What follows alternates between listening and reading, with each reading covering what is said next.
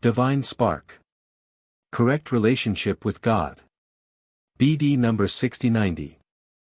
October 26, 1954, you all carry the divine spark within you which wants to guide you on your earthly path of life providing you allow it to do so and enable it to express itself and instruct you.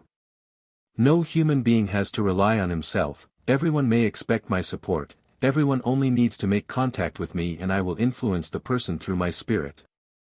Although you are inseparably connected to me from the start precisely because of this very spiritual spark you shelter within and which is part of the Father Spirit, thus it always stays connected with me, it nevertheless remains silent in you as long as you don't consciously hand yourselves over to its guidance, as long as you still keep yourselves isolated from me in thoughts as well as in your nature.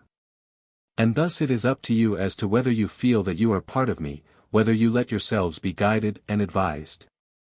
It is up to you as to whether you establish the right relationship with me, the relationship of a child to its father, or of the living creation to its God and Creator.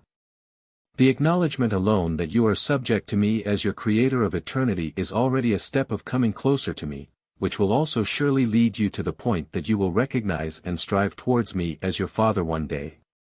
Then you will allow my spiritual spark in you to influence you, to warn and admonish you to refrain from evil and to do what is good.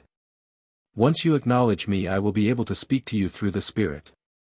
My words will become ever more loving, the influence of God's Spirit will generate ever more love the more you recognize your Father in me and then, as my children, also obediently abide by the inner voice, which will truly only ever instruct you to your benefit. The connection with me will remain always and forever, but it will depend on you as to whether you become conscious of it. As soon as your thoughts rise up to me in prayer you will consciously establish the connection with me, enabling me to influence you through my Spirit. And so, no human being is isolated from me in creation unless he prefers this isolation, if he turns away from me by himself, if he believes himself to have no connection with the power which created him, then he is indeed isolated and will not be influenced by me either.